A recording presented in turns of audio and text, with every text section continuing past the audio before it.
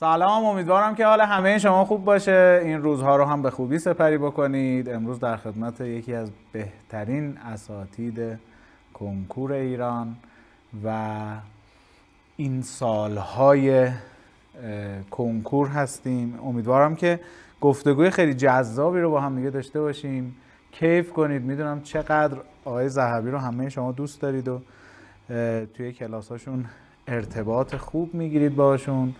من افتخار میکنم که امروز در خدمت آقای ذهبی هستیم. متشکرم. واقعا انقدر صحبت‌های ایشون همیشه برای من جذاب و کیف میکنم با صحبتاشون. امروز هم منتظرم که صحبت‌های قشنگ و زیباشون رو بشنویم. آقا ما در خدمت شما هستیم. خوبین؟ قربون شما خوبین؟ من اول ممنونم از این همه تعریفی که کردین. ممنونم. خیلی متشکر. مرسی. امیدوارم که دیالوگای خوبی بینمون رد و بدل بشه و برای بچه‌ها جذابیت داشته باشه. قربون شما. در خدمتتونم. متشکرم. قربون شما. داشتم نگاه می‌کردم. آقای ذهبی دبیرستان البرز بله. تحصیل میکنن. عکسای جذابشون هم دیدم. مرسی. بعد وارد دانشگاه صنعتی اصفهان و بعد معلم میشه. چی میشه؟ خیلی جالبه. یعنی اصلا فلسفه و اینکه اصلا تاریخچه درس دادن من چیه. من پدرم در جوانیش ریاضی درس میدادن و استاد خیلی متبحر ریاضی بودن. اون تا بعدن دیگه خب کاری به تدریس نداشتن.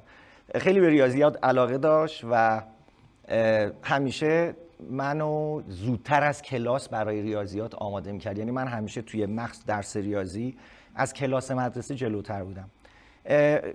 خیلی خلاصه بگم این که من کلا با ریاضیات عجین شده بودم به واسطه فرم تدریسی پدرم که خیلی منو علاقه‌مند میکرد. اصلا کلا با الفبای ریاضیات منو آشنا میکرد و من ریاضیم بد نبود در دوران دبیرستان. یادم یه روزی به من گفتش که من سال 4 دبیرستان بودم. به من گفتش که من یکی از دوستان صمیمی یه پسری داره که اونم همسن توه و یه مقدار در درس قشنگ یادم مثلثات ضعیفه و میخواستش که بری براش رفع اشکال کنی. من خب خیلی تعجب کردم. گفتم بابا من که تا حالا درس ندادم. گفت نه تو بلدی درس بدی. من امتحانت کردم میدونم بلدی. منو برد منزل دوستش و بعد یه پسری داشت که همسن من بود. اتفاقا اونم سال 4 بود و بهش درس دادم و دیدم که خیلی خوب میفهمه. یعنی حس کردم پس میشه یاد داد، میشه تدریس کرد. اینو کات بدیم تمام. یعنی اولین تجربه تدریسم در سال 4 دبیرستان بود که به یه پسر همسن خودم تدریس کردم و اتفاقا در امتحانش خیلی نتیجه خوبی هم گرفت. یعنی با همون فیزیک شروع شد؟ نه با ریاضی درس دادم. آره اصلا خیلی جالبه. من اولین بار ریاضیات تدریس کردم، مثلثات هم درس دادم. بعد ورود که کردم به دانشگاه و بعد از اینکه لیسانس همو گرفتم و سال اول کارشناسی ارشد یا همون فوق لیسانس بودم شدم اسیست استادم دانشگاه. بله تو دانشگاه و دیدم خیلی از به اصطلاح مادر پدرها الان میگن که ما میدونیم که شما تو دانشگاه صنعتی اصفهان مکانیک تدریس میکردید. من اسیست استادم بودم و حل تمرین مکانیک بودم و الکتریسته درس میدادم و خیلی رسما از اونجا وارد به اصطلاح حیطه تدریس شدم. یعنی شروع میشه گفت رسمی و حالا نه اونقدر حرفه‌ای ولی به شکل رسمی تدریسم از دانشگاه صنعتی اصفهان شروع شد که من اولین جلسه‌ام وارد آمفی‌تئاتر شدم چون درس مکانیکی درس خیلی عمومی بود، همه مهندسی‌ها داشتن. و یادمه که وقتی ورود کردم به آمفی‌تئاتری که خب خیلی توش دانشجو بودن هیچ کسی بلند نشد آقای خوش‌سیما، چون خب من همسن خودشون تقریبا بودم و باورشون نمیشد. بعد از این تخته‌ها بود که هی بالا میرفت میومد پایین، من شروع کردم تخته رو پاک کردن. باز من یادم که دانشجوها فکر می‌کردن که من مثلا یه آدم خودشیرینی ام که دارم برای استادم تخته رو پاک می‌کنم.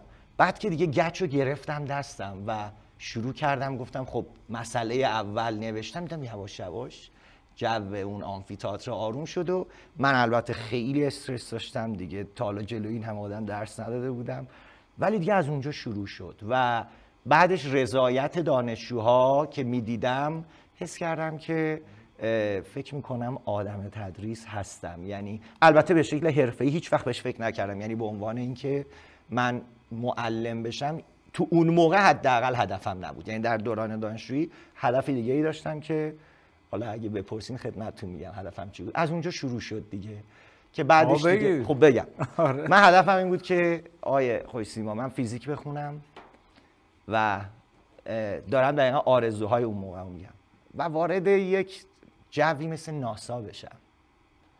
یعنی من دوست داشتم که برم توی سیستم تحقیقاتی، خیلی قوی و مثل ناسا. یعنی واقعا من اصلا کعبه آمالم بود که خوشبال اونایی که توی ناسا دارن کار میکنن و همیشه مقالهایی که اونجا میومد بیرون، حالا خیلی سخت چون اون موقع به این شکل اینترنت نبود، ولی پیدا میکردم و میخوندم تا اینکه اوایل سال 73 بود. من هنوز تازه دانشجوی فوق لیسانس بودم که دیدم یه آموزشگاهی، اسم میتونم ببرم یا نه؟ آره اگه دوست آره چرا نه، چون واقعا خیلی به گردن من نیستن متاسفانه، چون به گردن من خیلی حق دارن، چون در رشد من خیلی تاثیر داشتن و من همیشه مدیونشون هستم. آموزشگاه آیندگان، نمیدونم شما میشناسین یا نه. بله، آقای دکتر موحدی و آقای دکتر موحد و دکتر منفرد بودن و خیلی آدمای خوشفکری بودن و یادمه که یک آگهی تو روزنامه داده بودن که ما دنبال دبیر فیزیک هستیم. منم با توجه به اون سابقه کوچیکی که تو دانشگاه داشتم گفتم برم ببینم چه جوریه. صرف اینکه علاقه به تدریس داشتم نه، راستشو بگم خواستم یک به اصطلاح درآمدی هم از اونجا داشته باشم، ولی هدف هنوز یه چیز دیگه بود. یعنی هدف تدریس نبود. خواستم یعنی هنوز در اونجا هدف تدریس نیست اصلا، بیشتر به عنوان یک درآمد بهش فکر می‌کردم و رفتم آگهی روزنامه رو خوندم، رفتم پیششون و اتفاقا تقریبا همسن بودیم، فکر کنم ایشون از من 1 یا 2 سال بزرگتر بود و خب اون موقع خیلی جوان بودن دیگه، سال 70 30 سال پیش بوده دیگه. و دیگه با هم صحبت کردیم و گفت تا حالا درس دادی؟ گفتم والا اینجوریه، تو دانشگاه درس دادم. گفت میتونی درس بدی واسه کنکور؟ گفتم خب درس میدیم ببینیم چه جوریه. از اونجا وارد که شدم با یه کلاس خیلی کم جمعیت، چون اون موقع اساتید بسیار نامی بودن که و قطعا دانش آموزا اونا رو ترجیح میدادن به خاطر تجربه‌ای که داشتن، بالاخره شناخته شده تر بودن قطعا. منم اومدم کنار اونا و حق خیلی بزرگی به گردن من دارن، چون ازشون خیلی یاد گرفتم که اصلا این چارچوب و چجوری باید رعایت کرد، چارچوب آموزش کنکور، چون کاملا با چارچوب آموزش دانشگاهی متفاوته. و درس دادم، دیدم بچه‌ها راضی‌اند و یادم مثلا 1 ماه که گذشته بود دیدم که به کلاسم هی داره دانش آموز اضافه میشه. یه روز دکتر موحدی منو کشید کنار، گفت آقا مسیر رو داری خوب میری جلو. من باز واقعیتشو بخواین اونقدر حس شعفی پیدا نکردم، چون اصلا هدفم این نبود. گفتم مرسی و اون شد که الان اینجا نشستم. یعنی دیدم که بچه‌ها به من نشون دادن که آقا شما میتونی درس بدی، چون حسم این بود که بچه‌ها فیزیک رو خوب یاد میگرفتن و نتیجه هم میگرفتن. فکر میکنم ارتباط بعدی هم با بچه‌ها نداشتم، یعنی سعی میکردم با فقط فیزیک درس ندم، حتی با جذابیت‌های فیزیک، حالا توی زندگی روزمرهشون به خاطر علاقه‌ای که خودم به فیزیک دارم، نه به صرف اون درسه، ولی به خاطر تأثیرش توی کل زندگی همه آدم‌ها در طبیعت. و اینجوری شد که الان اون سال 73 بود، الان سال 403 در خدمت شما. خیلی هم عالی. من واقعا فکر می‌کنم عشق به تدریس و بچه‌ها بهم دادن. فکر نمی‌کنم، یقین دارم که بعد حس یاد دادن خیلی حس خوبیه. من فکر می‌کنم که حالا نه قشنگ‌ترین حس، چون من همه حسای دنیا رو تجربه نکردم، ولی فکر می‌کنم یکی از قشنگ‌ترین حس‌های دنیا آموزشه. این که شما فکر می‌کنی به یه شخصی داری یه چیزی یاد میدی، رسالتی داری، فکر می‌کنی که به این رسالت رو داری خیلی خوب انجام میدی. من قطعاً ریشه این عشق خود بچه‌ها میدونن. دم شما گرم. آقا من وقتی داریم صحبت میکنیم اصلا کیف میکنم. آقای ذهبی با احساسش، قربون شما، با تمام وجودش صحبت میکنه. حالا راجع به عشق به این کار صحبت کردیم با هم. اگه یه زمانی وارد این مسیر نمیشدیم، اون آموزشگاه تدریس توی دانشگاه شکل نمیگرفت، دوست داشتید چه حوزه‌ای وارد بشید؟ من به نظرم در حال حاضر، یعنی محمود رضا ذهبی که الان نشسته جلوی شما، باورم اینه که زندگی رو هنرمندا میکنن. باور من اینه. من خیلی دوست داشتم وارد حیطه هنر بشم. من خیلی هنر رو دوست دارم و حالا اینکه واقعا به ویژه به موسیقی خیلی علاقه دارم، به تئاتر، سینما، نقاشی، مجسمه سازی خیلی علاقه دارم، ولی من خودم دوست داشتم وارد حیطه تئاتر و سینما بشم. یعنی این آرزوم بود که این کارو بکنم و خیلی علاقه دارم. یعنی اتفاقا به این موضوع خیلی فکر کردم که رضا اگه نمیخواستی معلم بشی، الان رضای موقع صحبت از ناسا میکرد، بعد رفت تو تدریس، ولی الان به این نتیجه رسیدم که دوست داشتم که وارد سینما و تئاتر بشم و اون بازی رو تجربه کنم، نقش‌های مختلف رو تجربه کردن و این خیلی برام لذت بخش بود. مضاف بر این که یه علاقه دیگه هم دارم، مجسمه سازی. خیلی دوست دارم مجسمه سازی رو. خیلی به نظر من حس خوبی میده. این دوتا رو خیلی بهش علاقه دارم. واسه همینم آقای خوش‌سیمای عزیز، باورم اینه که یکی از بدترین سوالایی که از بچه‌ها میکنن، حالا بچه‌هایی که از سنین دبستان میان حتی بزرگتر تا 24-5 سالگی، اینه که میخوای چی کاره بشی. به نظر من یکی بدترین سوالاست. یعنی چی میخوای چی کاره بشی؟ اون از کجا بدونه میخوای چی کاره بشی؟ محمود رضا ذهبی الان فهمیده که دوست داره وارد سینما بشه، وارد تئاتر بشه، کلا وارد حیطه هنر بشه. پس اصلا این سوال خوبی نیستش، ولی الان واقعا علاقم به اینه. مجسمه سازی هم خیلی دوست دارم. خیلی. انشالله که یه فرصتی فراهم بشه، انشالله وارد این حوزه ها بشیم. کیف میکنه آدم وقتی که یه چیزی رو دوست داشته باشه، براش تلاش میکنه، زحمت میکشه، بله. حالش خوب میشه. یعنی اون حال خوبه باعث همه اتفاقا میشه. بله.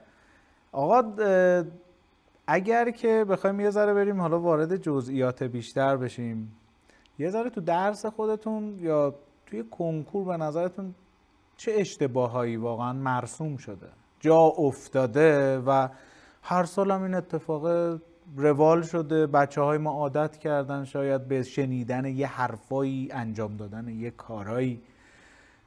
اگر نکته‌ای توی اشتباه در بچه‌ها یا در آموزش؟ هم در بچه‌ها و هم در آموزش. من از آموزش شروع میکنم، چون باورم اینه که این آموزش اشتباهه که باعث میشه، یعنی به دنبالش، به تبعش بچه هم وارد اون اشتباه بشن. یه واژه‌ای خیلی توی این بحث آموزش اومده، تکنیک. یعنی تکنیک حل این مسئله اینه، تکنیک این حل این مسئله اینه. یعنی خیلی کلیشه سازی ذهنی برای، مخصوصا در درس فیزیک و ریاضی هم همینطوره. من فکر می‌کنم این دو تا درس اولا نیازمند یه دیدگاه خیلی به اصطلاح جنرال و کلی ان که اونو باید اول یه شخصیات بگیره، بعد وارد ریزه‌کاریاش بشه. من خب یه چیزایی مرسوم هست که آقا مثلا اگه اینجور فرم سوالو دیدی اینجوری ورود کن، اگه اینجور فرم سوالو دیدی اینجوری ورود کن. دانش آموز با این حجم از محفوظات وقتی میره سر کنکور به هیچ نتیجه‌ای نمیرسه. ببینید من نمیدونم که حالا چقدر شما حالا در زمینه فیزیک اطلاع دارید که نیازی هم نیست داشته باشید. اینشتین نظریه وحدت نیروها داشت که متاسفانه دیگه عمرش کفاف نداد که اونو به انجام برسونه. میخواست بگه که مثلا ما در فیزیک نیروها رو به الکترومغناطیسی، هسته‌ای قوی، هسته‌ای ضعیف و اینا تقسیم میکنیم و ولی در کل میخواست بگه که همه اینا نتیجه یعنی یه نیروان، ما این که نمیتونیم اینا رو تشخیص بدیم. من میگم این دید باید تو کل زندگی تسری داشته باشه. یعنی اگه ما بتونیم به دانش آموز اون وحدت اون درس رو نشون بدیم که آقا اصلا این درس دنبال چیه، دیگه دانش آموز اولا اعتماد به نفسش میره بالا. چون اگه همیشه دانش آموز فکر میکنه خب اگه من یادم نیاد که اینو دیدم چی کار کنم، پس تست رو از دست داده دیگه. اون اگرها کارو خراب میکنه و باید کلیت رو بهشون یاد داد، باید مفاهیم رو درست یاد داد. مثلا با کنکور الان که به نظر من کاملا مفهوم محور شده و بچهای خوب ما هم که یه مقدار از این شاخه به اون شاخه پریدناشون خیلی زیاد شده. آقا این کتابو بزنیم، اینو زدیم چه کتابی، اون کتاب چه جوریه. این پرش ذهنیه، پراکندگی ذهنیه، به نظر من بزرگترین سمیه که برای بچه‌ها وجود داره. یعنی عدم تمرکز، که روی یک چیز تمرکز کنن. چون شما الان بچهای خوبی که نتیجه میگیرن رو ببینید که قطعا شما بیشتر باشون در ارتباطین، بچه‌ها نهایت یک کتاب میزنن با یه سری سوال خوب یا آزمون خوبی میدن، ولی تمومش میکنن، ولی اونو درست میخونن، تحلیل میکنن. بعضیا فقط دوست دارن تجربه کنن. بله. این کتاب میگن بله. اون کتابم خوبه ها. بعد مثلا یه مصاحبه از یه نفر میبینه اون با 2 تا کتاب دیگه بود، بذار برم اون 2 تا کتابم. یعنی بعضی وقتا فقط بچه‌های ما دارن آموزش میبینن، یعنی دوست دارن هی خب یه ذره از این یه ذره از این، هیچ وقت اصلا اونا رو به کار نمیگیرن. یعنی فقط داره یاد میگیره. یا بعضیاشون هم خیلی کاتبای خوب، یعنی بله. یه خوشگل، صورتی کمرنگ پررنگ، مثلا حرفه‌ای ان بعضیاش. این صحبتی که میکردید داشتم فکر میکردم، یاد صحبت آقای فتحی افتادم، رتبه علی فتحی. بله. میدونید توی صحبتاش میگفت آقای ذهبی اگه سر کلاس میخواد درس بده، همه چیزو از یه داستانی شروع میکنه، از اون دانشمند، از اون آدم. الان راجبش داشتید صحبت میکردید، دقیقاً یاد اون حرف علی فتحی افتادم و برای خودم هم جالب بود که توی صحبت ما هم با اون داستانی که میگید باعث میشه که اون مطالب خیلی قشنگ تو ذهن همه جا بیفته. خاطره جذابی تو این سالا بوده سر کلاس یادتون بمونه بگید اصلا یه اتفاقی افتاد که؟ خاطره خیلیه، میدونی اونقدر زیاده که آدم یادش نمیمونه، ولی من یه خاطره خیلی حک شده تو ذهنم، خاطره خیلی کمدیه دیگه، طنزه واقعا. من همون سالهای مثلا فکر کنم سال 80-81 بود که تدریس میکردم توی آموزشگاه علمی آزاد آیندگانم تدریس میکردم. قشنگ یادمه که داشتم الکتریسیته جاری مدارها رو درس میدادم. بعد یه مثالی حل کردم راجع به توان یک لامپی بود. مثلا یه لامپی داریم که توانش روش اینو نوشته، حالا اگه به همچین ولتاژی وصل کنیم چقدر توان مصرف میکنه. خودم حلش کردم که ایده بدم به بچه‌ها و به بچه‌ها گفتم همه یاد گرفتین؟ اوکیه؟ بله آقا عالی، بریم بعدی شما حل کنین. سوال بعدی این بود که 2 تا لامپ داریم، حالا به جای یه لامپ 2 تا لامپ داریم که آره، ولی وروده به مسئله یعنی روی کرده بچه‌ها همون بود، فقط خواستم که این یکی خودشون حل کنن. بعد یه زمانی دادم و بعد گفتم خب بچه‌ها چی میشه؟ اکثرا جوابو درست گفتن و گفتم باریکلا پس یاد گرفتیم. اون وسط یکی دستشو برد بالا، آقای خوش‌سیما، خیلی جالب بود. گفتش که پس آقای ذهبی هر وقت ما توی کنکور با یه چنین سوالی مواجه شدیم یه نگاهی به سوال قبلیش یعنی بندازیم. آقای خوش‌سیما، من اول یه لحظه داشتم تو ذهنم پردازش میکردم که چی داره میگه. خب سر کنکور که از یه مطلب که 2 تا مثال پشت سرم گفتم من نفهمیدم تو چی میگی. آقای ذهبی شما این سوال قبلی رو برای ما حل کردی، پس ما اینو تونستیم حل کنیم. گفتم آقا چی داره اصلا این خاطره رو هیچ وقت فراموش نمی‌کنم. یعنی یه چیزی بود که اصلا یکی از عجیب غریب ترین اتفاقایی بود که منتظر بود سر کنکور. آره، یعنی من گفتم آقا مثلا شاید تو رسیدی به تست مثلا فرض کن گرما، بعد تست قبلیش مثلا دینامیک، چه ربطی داره اصلا. ولی خب خیلی خاطره دارم، یعنی خیلی اتفاقای زیادی. توی تاملند هم اتفاقی افتاده خاطرتون بمونه؟ توی تاملند آره قطعا اتفاق افتادنش که قطعا اتفاق افتاده، در این شکی ندارم، ولی الان سعی میکنم حالا تو ادامه اگه به ذهنم رسید خدمتتون بگم. حالا آره چرا بهش میگم. نه خیلی هم عالی. توی این سالات از شاگرداتونم نکته‌ای بوده خودتون بگید عجب نکته باحالی، چه چیز اصلا مگه داریم غیر از این باشه؟ اصلا شک نکنید. من خودم به شخصه خیلی چیزا از بچه‌ها یاد گرفتم، خیلی. یعنی یه چیزی میگن سر کلاس، باور کنین من میگم که من مثلا بعد 30 سال تا حالا به این موضوع اینجوری نگاه نکرده بودم. دلیلش هم میدونید چیه؟ چون شما وقتی به عنوان معلم به یه موضوع نگاه میکنی، اونقدر این موضوع رو تکرار کردی و ملکه ذهنت شده دیگه، با همون دست فرمونه هی میری جلو و زیاد فکر نمی کنی به نگاه های دیگه روی مسئله. ولی بچه ها چون خیلی بکر فکر میکنن، خیلی ناب فکر میکنن، یه چیز جدید. من خیلی چیزا از بچه ها یاد گرفتم، خیلی چیزا جدای از درسم، خیلی چیزا ازشون یاد گرفتم. اگه الان جایی وایسادم که امیدوارم اینطور باشه، شک نکنید که سهم بزرگش بچه ها بودن، شک نکنید. خیلی عالی. بالاخره تو این مسیری که ما با بچه ها جلو میریم، یکی از پررنگ ترین تأثیرها رو پدر مادرهاشون دارن. بله. و نقش خیلی مهمی برای ما دارن. من همیشه به معلمان میگم که با اینجوری به قضیه نگاه کنید.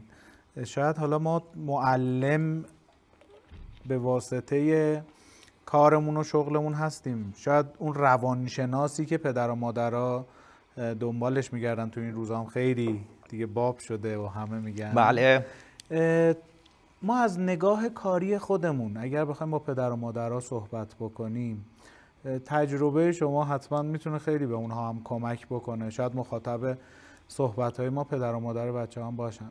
اگه بخواید باهاشون یه صحبتی بکنید یا یه نکته‌ای بگید، یه جمله بگم؟ نه، بالاخره شما خودتون پدرید، خیلی تجربه خفنی هم دارید، سلامت باشید. میدونم این رو و حتما جلوتر هم راجعش صحبت میکنیم. هر چیزی که فکر میکنید صلاحه و دوست دارید که اونا بدونن.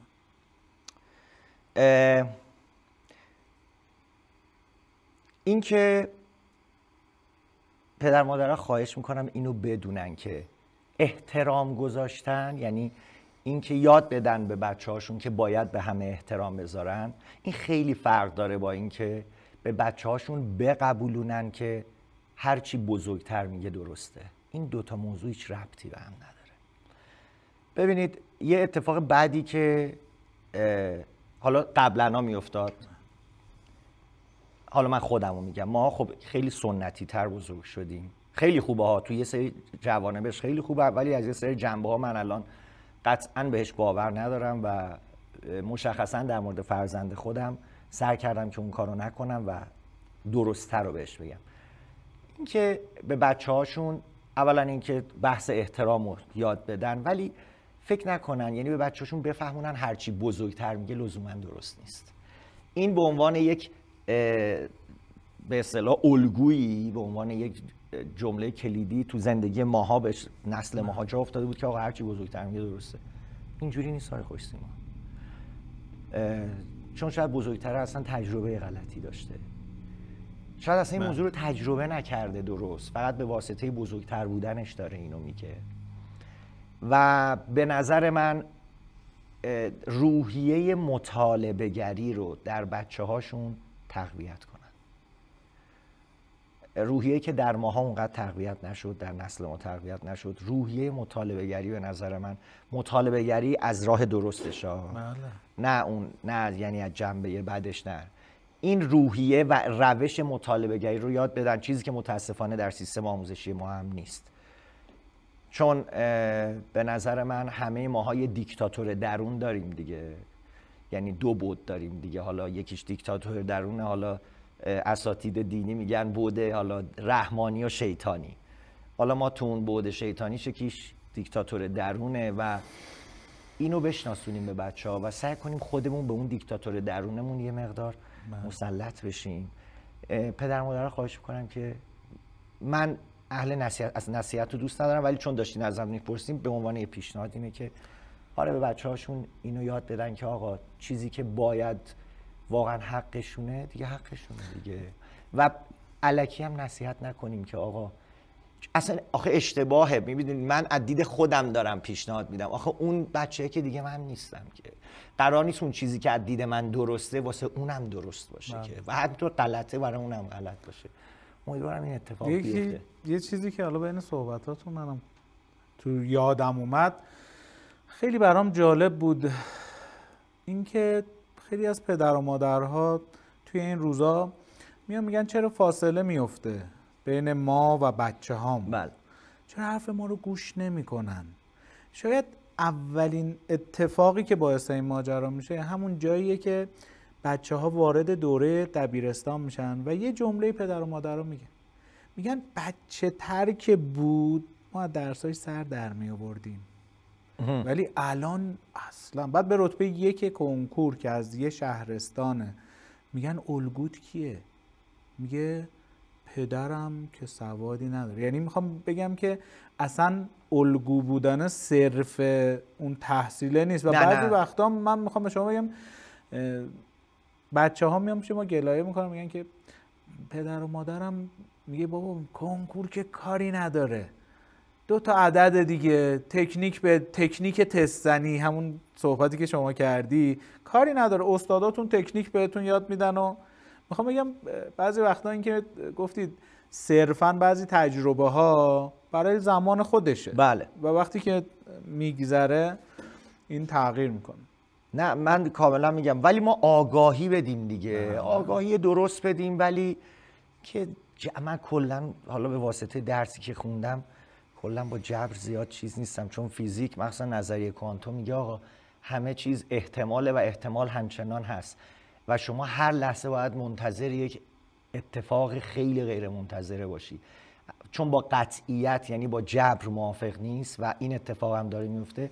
من باورم به اینه که خیلی ترسناکه قطعی راجبه حتی یه تجربه خودمونم صحبت میکنیم.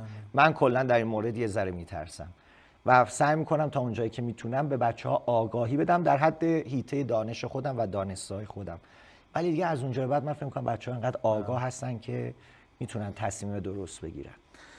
آقای ذهبی اگه بخواد از یه نقطه عطف صحبت کنه، یه نقطه‌ای که باعث شده یه اتفاق متفاوت براش رقم بخوره، چی میتونه باشه؟ هیچی. من هنوز نمیدونم نقطه عطف زندگیم باید چه اتفاقی توش بیفته. آقای حسیما راستشو بهتون میگم، من زندگیم خدا رو شکر خوشبختانه مسیر خوبی رو طی کرده و شیب بسیار خوبی هم داره خیلی، بنابراین من هنوز عطفی توش نمیبینم. شاید من انقدر آگاهی و انقدر دانش و بینشش رو ندارم که اون عطفه رو ببینم ولی خیلی به این موضوع هم فکر کردم بعضی وقتا، ندیدمش آقای، یعنی فکر میکنم که هنوز شاید نیفتاده، باید بیفته، شاید هم اصلا افتاده من خبر ندارم. من یه ذره قضاوت کردن راجع به یه همچین چیزایی برام خیلی سخته، شاید به خاطر اینکه خیلی بعضی وقتا دیگه خیلی سخت به اون موضوع نگاه میکنم، شاید هم افتاده و من انقدر سخت بهش نگاه کردم یعنی ندیدمش، چون واقعا به نظر من توی ساده نگاه کردن خیلی چیزا به اصطلاح آشکار میشه. من این حس رو ندارم آقای ذهبی خیلی به خودتون سخت میگیرین؟ خیلی توی همه کار؟ تو همه کار کلا آدم سخت گیریم، به خودم از همه بیشتر سخت میگیرم، در درجه اول به خودم خیلی سخت میگیرم.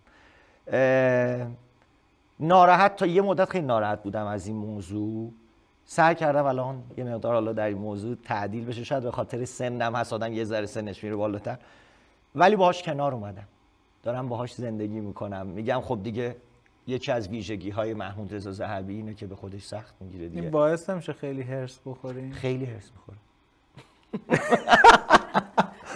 باور کنید خیلی هرس میخورم. این ویژگی‌هایی چون دارم میگم، آره یه تعدادش هم خودم مدلم این شکلیه. بله.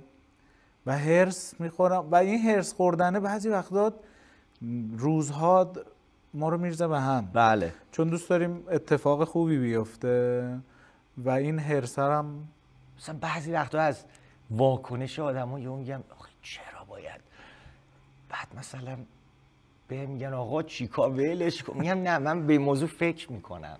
یعنی مثلا حتی شده توی بازه کوتاهی دغدغه‌ام میشه، مثلا چرا آقای خوش‌سیما چرا باید این چرا این کارو میکنه، بهش بگم نه، میدونین این درگیری ها هستش. ولی کلا بله، ولی الان فکر میکنم باز بهترم نسبت به، خیلی هم هرس بچه‌ها رو میخورم، خیلی، یعنی فکر میکنم که آقا مثلا نکن این کارو دیگه، یا مثلا این کارو بکن دیگه، ولی دیگه هست. ما سر کلاس همش به بچه‌ها میگیم هرس نده. تیکه کلاس ما این هرس نده است. بعد اونا فکر میکنم ما همینجوری میگیم. من واقعا انقدر هرس میخورم چون بعضی وقتا ما سالها بالاخره این مسیر رو هی رفتیم، میبینیم بابا مثلا اینجا داره اشتباه میکنه، بعد من میگم هرس نده، اون فکر میکنه بابا ما میگیم که بخندیم. واقعا من خودم به شخصه بله. خیلی هرس میخورم. حالا این هرس خوردنه برای کارهایی که حالا شما پیش روتونه دوست دارید همه چی 100 باشه شروع کنید، یا میگید نه بذار شروع کنم به اون نقطه خوبه هم میرسه؟ ببینید همین چند دقیقه پیش گفتم که نظریه کوانتوم میگفتش که همه چیز احتماله، اصلا قطعیت وجود نداره. این که نظریه کوانتوم چی میگه، ولی این که شما تا چه حد بهش حالا باور دارین یه مقدار فاصله داره. واقعیتش دوست دارم همه چیز 100 باشه آقای خوش‌سیما، نمیتونم این موضوع رو کتمان کنم، نمیتونم. خیلی دوست دارم همه چیز 100 باشه، خیلی. نمیدونم حالا ویژگی خوبیه یا خوبی نیست، ولی شفاف جوابتون رو دادم. آره یعنی میشه کمالگرایی دیگه، دوست دارن همه چی تو آره خیلی 100 خودش باشه. آره خیلی برام مهمه که همه چیز اون بالا قرار بگیره. بله. نه اتفاق خوبی هم هست، خیلی از بچه‌های ما هم این ویژگی رو دارن، ولی سخته، زندگی رو خیلی سخت میکنه. یعنی بعضی وقتا نگاه که میکنیم به بقیه میبینیم راحت تر میگیرن، اوکی ان، اصلا من مگه اون کارو میکنم؟ میدونید این 100% بودن بعضی وقتا سخت میکنه کارو. کاملا هم درسته. چه عادتی دارید که هیچکی نمیدونه؟ شاید دوست نداشته باشید بگید. هیچکی یعنی الان یعنی بچه‌ها نمیدونن و همکارام و اینا. عادتی که دارم، من هر موقع شب بخوابم 5 صبح بیدار میشم. هر موقع. یعنی ما مثلا یه مهمونی هم میریم، مثلا دیر وقت میایم خونه، 2 بخوابم 3 بخوابم 5 صبح بیدار میشم. بعد فکر میکنم که کسی اطلاعی نداره که من ستار میزنم. بله. و من البته یه مدتی خیلی حرفه‌ای میزدم، تا ردیف نوازی هم رفتم و الان متاسفانه اونقدر نیست، ولی توی ورطه هنر، حیطه هنر این کارم میکنم، ستارم میزنم و کاملا 5 صبح بیدار شدم برای من تعریف شده است. نه الان آقای خوش‌سیما، من از وقتی که یادم میاد من 5 صبح پا شدم، باور نمیکنی. بدنمون عین یه ساعت عمل میکنه، اصلا باور نکردنیه. یعنی من پا میشم ساعت رو میبینم 5، باور نمیکنی. پس کار داشتیم ساعت 5. اصلا شک نکنیم 5 صبح. پس شب زنده دار نیستید؟ نه شب زنده دار نیستم، نه اصلا. خیلی هم عالی. بله. آقا تا اینجای صحبتمون اگر نکته‌ای بوده راجع به تدریس و معلم بودن و کلاس و اینا، اگر دغدغه‌تونه یا تو ذهنتونه که این حرفت اذیتم کرده همیشه، یا توی آموزش میدونید بعضی وقتا ما یه چیزایی میبینیم هرس میخوریم. من خودم بگم یکی از موضوعاتی که خیلی هرسشو خوردم و میخورم اینه که دانش آموز من توی آزمون نتیجه نمیگیره، آزمونی که همه سوالاش بیرونه و میخرن. بله. بعد میان میشینن جلوی ما اشک میریزن. میگم چرا اشک میریزی؟ دیگه درصدم کم شده. میگم خب اون آزمون انقدرم ارزش نداره که تو یه هفتت هم میخوای گریه کنی به خاطر اون آزمونه. واقعا من از این ناراحت میشه. چیزی هست که شما رو هم اذیت بکنه توی حالا صحبتایی که تا اینجا داشتیم یا حالا گفته نشده؟ اگه نیاز میدونید توی حیطه کاری، یعنی توی حیطه آموزش منو اذیت بکنه؟ حالا ممکن هم نباشه ها، میدونی توی بگم ترجیح میدم گذر کنیم از این بگذاریم. آره بگذاریم. یه مدت تو درس فیزیک یه چیزی رو من همیشه نگاه میکردم، همش میگفتن اینو دیدی اینه، اینو دیدی اینه، بعد میرفتم سر کنکور میدادن خب اینو دیدم اون نی. واقعا دارم میگم و من هرس میکنم گفتم این چیه؟ بچه‌های ما ولی کیف میکردم. ببینید من حالا فقط یه چیزی رو بگم، الان یه چیزی به ذهنم رسید. بعد آموزشی آموزش خیلی داره کم رنگ میشه. این منو اذیت میکنه. یعنی حالا به هر دلیلی که این موضوعش دیگه برمیگرده به روانشناسان جامعه، به جامعه شناسان که مردم رو به اصطلاح ریشه یابی کنن، تحقیق کنن که چرا این اتفاق افتاده. ولی من میخوام بگم چیزی که منو اذیت میکنه اینه که به قول اون وریا تیست بچه ها یه مقدار داره اشتباه میره. از نظر من ذهبی ها شاید هم اشتباه نمیره. من همیشه سعی کردم به نظر بچه ها احترام بذارم. میگم آقا این مشکل توه دیگه، تو خوشت نمیاد ولی مثلا فلان شاگرد خوشش اومده دیگه. شاید اصلا اون درست فکر میکنه. ولی دارین شخصا راجع به نظر من فکر میکنین این که اون بعد آموزشیه. چون میدونید ما در دنیا اصلا رشته‌ای داریم به نام آموزش مثلا ریاضی، آموزش فیزیک. با خود رشته فیزیک فرق داره، با خود رشته ریاضی فرق داره. آموزش شیمی داریم. هر رشته یه لاینی داره به نام آموزش. یعنی بهت یاد میده چجوری آموزش بدی. انقدر بحث آموزش در دنیا خیلی مهمه ها. بله. من فکر میکنم که اون بعد آموزشی آموزش در ایران خیلی کمرنگ شده. بعد علمیش خیلی کمرنگ شده و حواشی داره غالب میشه به آموزش ما. این برای من نگران کننده است. یعنی من نگران بعدم که برای آموزش چه اتفاقی میخواد بیفته، که یعنی معیار انتخاب بچه ها یه ذره از دید من داره به اشتباه عوض میشه. درست. این نظر منه. حالا تا چقدر درست بگم؟ نه خیلی هم عالی. یه ذره از درس فاصله بگیریم. بله.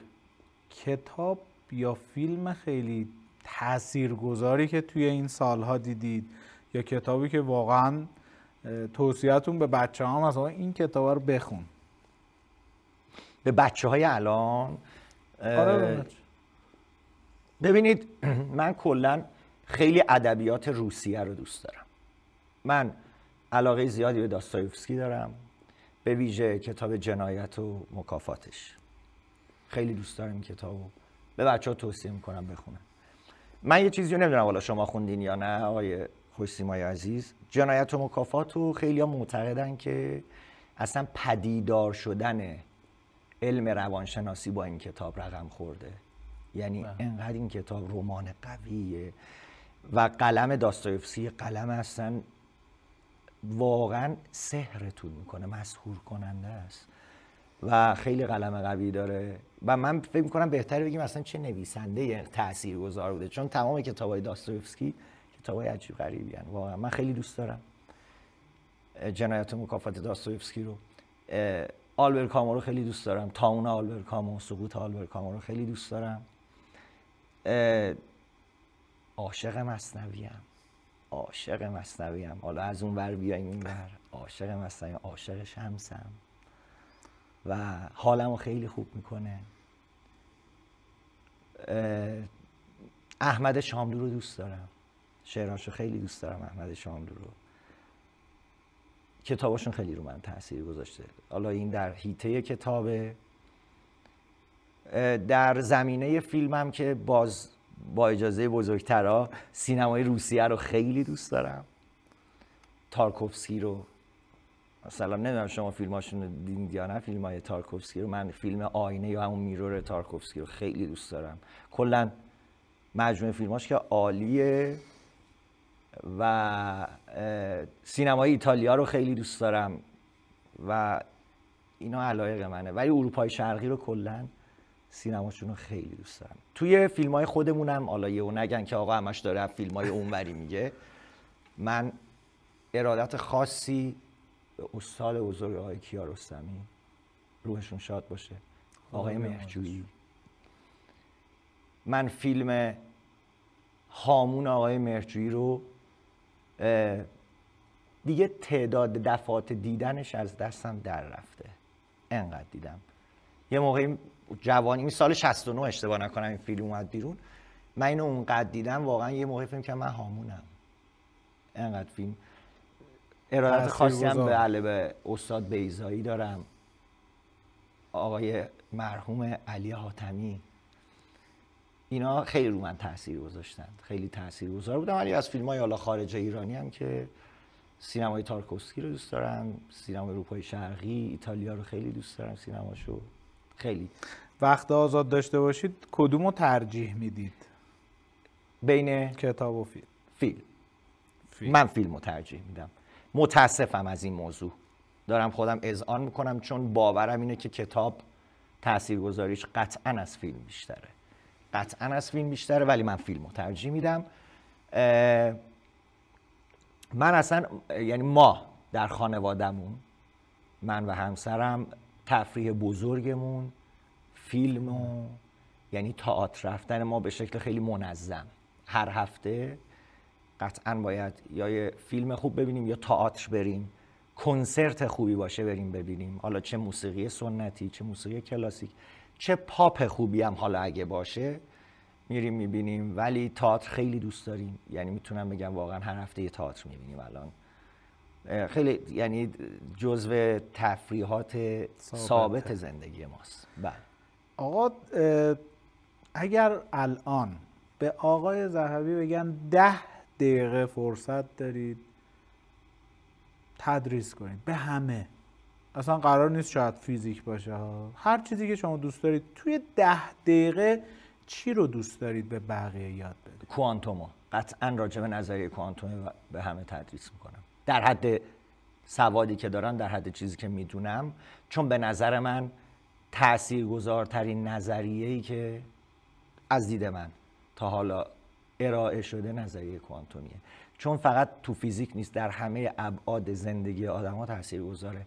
الان ما روانشناسی کوانتومی داریم آقای، یعنی انقدر این نظریه عجیب غریبیه، هرچی میرن جلو و واقعا از میرن جلو میفهمن که بیشتر نشناختنشن و این خیلی جذابش میکنه. چون شما چیزی که زیاد راجبش اطلاع نداری، آتشه به اصطلاح دنبال کردنشو داری. من قطعا 10 دقیقه راجع به نظریه کوانتومی درس میدم.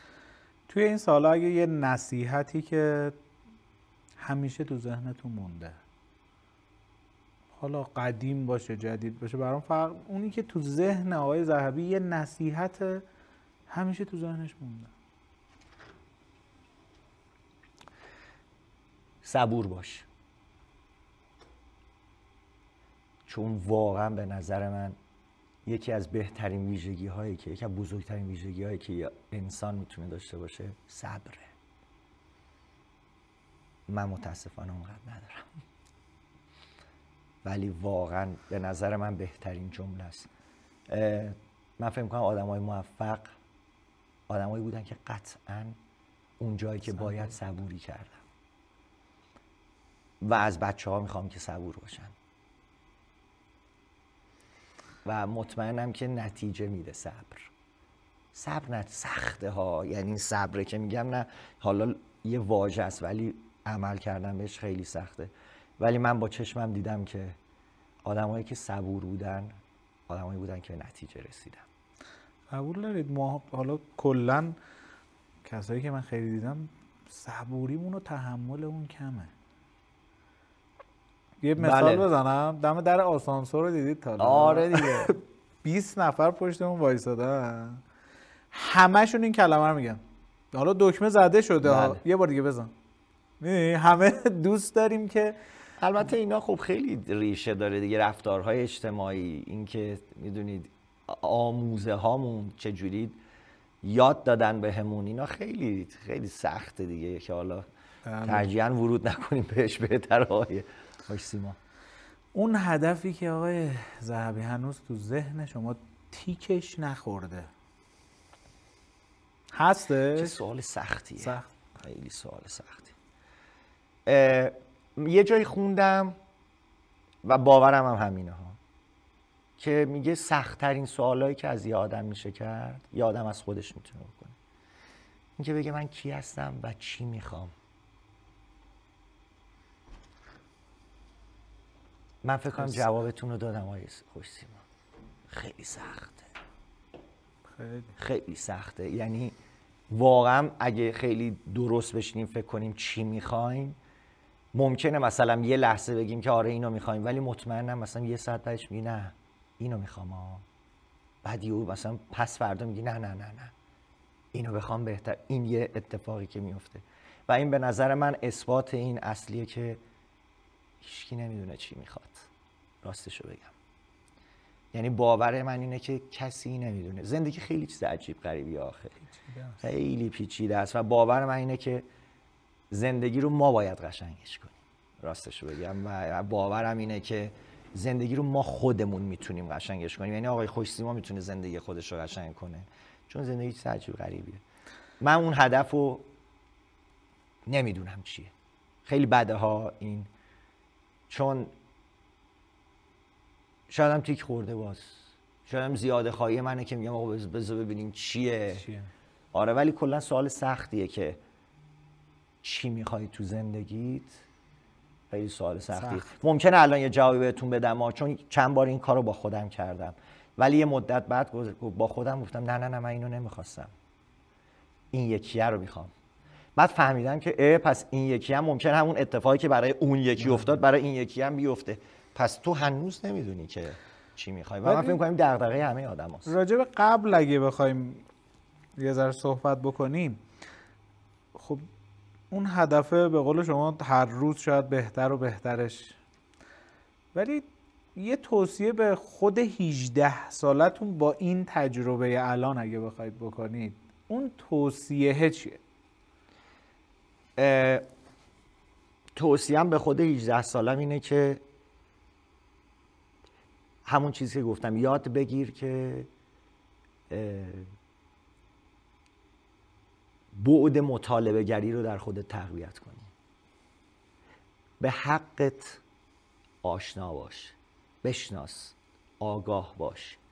به نظر من اون بعد مطالبه گری رو باید، اینو به من آموزش میدادن تو اون سنی که بودیم، متاسفانه ما یاد نگرفتیم. من به 18 سالای الان توصیه میکنم که با آگاهی از راه درستش روحیه مطالبه گری رو بله، یهو با این که آقا دیگه تمام پرده ها رو بدرن، نه اصلا، چون یه مطالبه گری پس آقا من اینو میخوام، نه نه نه نه، با آگاهی، با مطالعه اون روحیه مطالبه گری رو در خودشون تقویت. قهوه یا چایی؟ الان قهوه، الان خیلی قهوه خور شدم، خیلی شدید. بله. فست فود یا سنتی؟ 100% سنتی. کدومش برای شما جذاب‌تر؟ جذاب باقالی پلو با ماهیچه یا با گردن. عالی. خودتونم آشپزی میکنی؟ یه ذره یاد گرفتم از خانومم. آره یه ذره یاد گرفتم ازشون و آره بعضی وقتا مجبورم این کارو بکنم دیگه. راجع به خانواده گفتید، آقا پسرتون حالش خوبه؟ خیلی خوبه، خیلی خوبه و مشغوله دیگه. اونم داره درس میخونه و چه رشته‌ای؟ دندان پزشکی. دندان. بله. فکر کنم یکی از تفریح‌های اساسی آقای ذهبی با خانواده است. بله خیلی زیاد، خیلی زیاد، خیلی زیاد. من که از اول هیچ وقت حس نکردم که ایلیا پسرمه. اونم هیچ وقت فکر نکرد که محمود رضا ذهبی پدرشه. ما 2 تا رفیق صمیمی هستیم، دوست نیستیم، رفیقیم رفیق صمیمی هستیم و حتی دیالوگایی که بینمون رد و بدل میشه بعضی وقتا فکر می‌کنم آقا اصلا انگار من دارم با دوست صمیمیم حرف میزنم و ایلیا هم دقیقا همچین حسی داره. یعنی حتی شوخیامون با هم دیگه، یعنی اصلا خیلی عجیب غریبه و هیچ حس به اصطلاح همچین مواظب باشیم چی بگیم چی نگیم با هم دیگه نداریم. خیلی با هم رفیقیم، خیلی با هم دیگه توی یه سری از مسائل خیلی وجه اشتراک داریم، ولی توی یه سری از مسائل هم خیلی وجه تمایز داریم. خیلی هم خوشحالم که اون توی یه سری از مسائل با من وجه تمایز داره و مثل من فکر نمی‌کنه. و آره خیلی هم کلا من تفریحاتم با خانوادمه. تفریح خاصی دارین به غیر حالا فیلم و اینا که گفتید یکی از تفریحاته؟ مثل تفریح خاص دیگه خاص که مثلا مسافرت رو خیلی دوست دارم آقای خوش‌سیما، چون به نظر من حتما همه آدما باید مسافرت زیاد و به هر طریقی امیدوارم بتونن تجربه کنن، چون به نظر من یکی از ابعاد بزرگ زندگی اینه که شما اومدی ببینی آقا این ور چه خبره اون ور چه خبره با آدمای مختلف، فرهنگ‌های مختلف. بعد من مثلا عاشق بناهای تاریخی ام، کلا تاریخ رو دوست دارم، موزه، نقاشی خیلی دوست دارم، نقاشی خوب خیلی دوست دارم، در حد چیزی که میدونم خیلی آره این کار رو انجام میدم. خیلی هم عالی. آقا چرا تاملند؟ دیگه رسیدین به سوال خیلی اساسی. چرا تاملند؟ ما خیلی خوبیم. ما که میگم نه منظورم فقط دوستانی که اینجا به هر طریقی دارن زحمت میکشن ها، نه اونا که جای خود، بچه های خیلی خوبی داریم. ببینید برای تاملند من یه چیزی بگم واقعا چرا تاملند. اینو من از بچه ها پرسیدم ها، یعنی موقع تدریس، چون خودم جزئی از این خانواده بودم، حالا یه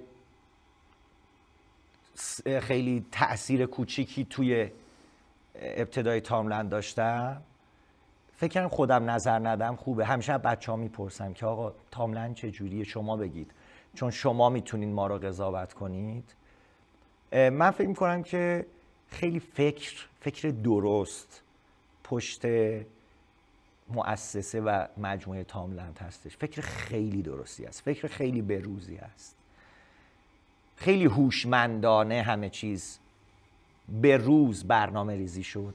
جو خیلی صمیمی در تاملند هست، یعنی خودتونم که هستین دیدین انقدر جو قویه در تاملند، انقدر محبت توش موج میزنه، صمیمیت توش موج میزنه، خیلی حس خوبی میده. این باعث میشه که واقعا همون شعار تاملند همیشه محقق بشه که آقا با قلبت بیا تاملند. واقعا من فکر می‌کنم که همه با قلبشون اومدن دیگه تاملند. میبینم همه با قلبشون توی تاملندن. خوب نیست من اینو بگم، ولی من فکر میکنم که در تاملند همه چیز اون جایی که باید وایساده. یعنی حتی این صندلی این جایی که باید قرار گرفته. حالا دارم یه مثال خیلی ابتدایی میزنم و خیلی همه چیز در مسیر راحتی بچه هاست، برای اینکه ما بتونیم توی این جو تاریکی که متاسفانه هست، بالاخره دغدغه‌ای که اجتماعمون درگیره، ما بتونیم حتی اگه یه باری از رو دوش بچه ها بر نمیداریم، باری رو دوششون نذاریم. من فکر میکنم این رسالت تاملند خیلی خوب اجرا شده و بچه ها خیلی دوست دارن دیگه تاملند و دیگه همه اینجا همه اساتید خوب مثل خود حضرت علی و نه همه واقعا همه دوستان خوب من توی همه به اصطلاح پست هایی که هستن، حالا اساتید که اصلا جای خود دارن که واقعا دستشون درد نکنه، خیلی زحمت میکشن، اونا هم با عشق اینجا دارن تدریس میکنن و همه گروه های دیگه همون گروه های که ما بچه ها نمیبیننشون، همین الان اینجا هستن ما داریم میبینیمشون، واقعا حرف ندارن، خیلی خوبن، همه چیز سر جاشه به نظر من. حالا خیلی تعریف از تاملند رو من دارم میکنم، ولی واقعا باور قلبی اینه که خیلی همه چیز فکر شده بوده پشتش و من از همشون تشکر میکنم، از همه بچه‌ها تشکر میکنم که تاملند رو انتخاب کردن. واقعا ممنونم که این اتفاق افتاده و باعث شدن تاملند بشه. دارایی ما بچه هاست. خیلی عالی. آقای ذهبی خیلی خوش تیپ. قربان شما. جدی آقا میگم وارد این مقوله شدیم. آره خیلی من کیف میکنم، یعنی احساس میکنم آقای ذهبی خیلی برای مخاطبانش احترام قائله، همون نکته‌ای که گفتی. بله. و من احساس، حالا من نمیدونم دارم، نه خواهش میکنم، من فکر میکنم آقای ذهبی برای این موضوع وقت میذاره زیاد. چون میدونید چرا؟ بله. چند روز پیش که با هم تلفنی صحبت کردیم من گفتید که نور فضامون چه شکلیه. بله دقیقاً. من گفتم آقای ذهبی برای این من خیلی بله جالب بود. ببینید یک جمله هستش که میگن آقا آدم‌ها رو از ظاهرشون قضاوت نکنیم، اصلا در این شکی ندارم. ولی جناب خوش سیما، به نظر من خیلی، حداقل تو نگاه اول من فکر میکنم که اول خودم، راستش رو بگم، من دوست دارم وقتی خودم رو میبینم لذت ببرم. وقتی شما از خودتون لذت ببرین، این حس لذتی که در شما هست شک نکنین انعکاسش در مخاطبتونم ایجاد میشه. یعنی من اون حس رو قطعا میتونین منتقلش کنین، القاش کنین به مخاطبتون. من فکر میکنم من در درجه اول راستش خودم حالم خوبه با این موضوع. یعنی حالا حمله بر خودخواهی نشه، یعنی من اول میگم بذار من حالم خوب شه اینو میپوشم، حالا با سلیقه خودم در حد بضاعت خودم. وقتی حال خودم خوب میشه میگم خب حالا مطمئنم که، یعنی فکر میکنم حال بچه هام خوب میشه. من خیلی کلن دوست دارم این کارو که اولا خب چی بپوشم که خودم خوشم بیاد، خودم رو تا نمیبینم خوشم بیاد و بچه هام لذت ببرن، چون من فکر میکنم تو روحیه بچه هام خیلی تاثیر داره. اصلا رنگ ها واقعا با ذهن آدم بازی میکنه. واسه همین نقاشی اصلا چیز عجیب غریبیه دیگه، یعنی یه بازی ذهنی داره که وصف ناپذیره. خیلی عالی. آقا نکته‌ای بود نگیم، صحبت نکنیم، نپرسیده باشیم؟ اگه موضوعی هست که نه من فکر میکنم که نه، راجع به همه چیز صحبت شد. من امیدوارم که فقط بچه ها همیشه دانششون رو زیاد کنن. امیدوارم که مطالعهشون رو زیاد. من تنها خواهشی که ازشون دارم، خواهش این دیگه، توصیه هم نیست، خواهشم اینه که مطالعهشون رو زیاد کنن، کتاب زیاد بخونن، بعدش فیلم هم ببینن، فیلم خوب ببینن و هر چقدر کتاب بیشتر بخونن، آگاهیشون رو بیشتر کنن، من فکر میکنم به اون آرامش و به اون حال خوبه و اینکه چجوری حالشون رو خوب کنن راه بهتری براش پیدا میکنن که چی کار بکنن.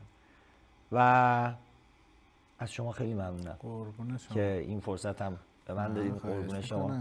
امیدوارم که دیالوگ خوبی بینمون رد و بدل شده باشه. واقعا من کیف کردم از صحبت‌های شما و همیشه تو همه این سالا افتخارم این بوده که در کنار شما هستیم و نفس شما ما میخواد. لطف دارید. سلامت قربون شما باشم. خیلی مخلصیم. قربون شما. دم شما گرم. قربون شما. خیلی مخلصیم. قربون شما. قربون شما. قربون شما. قربونتون. آقا خیلی ممنون. مخلصیم. زحمت کشید. سلامت باشید.